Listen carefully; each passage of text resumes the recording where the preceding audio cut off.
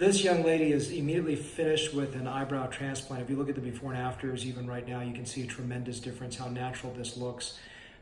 This is a result of the fact that she had a permanent tattoo placed that she didn't like. It was removed, and then you can see that she lost all the eyebrow hair. So this is a completely reconstructed eyebrow. We'll see the other side. Here's the other side. You can see how natural this looks.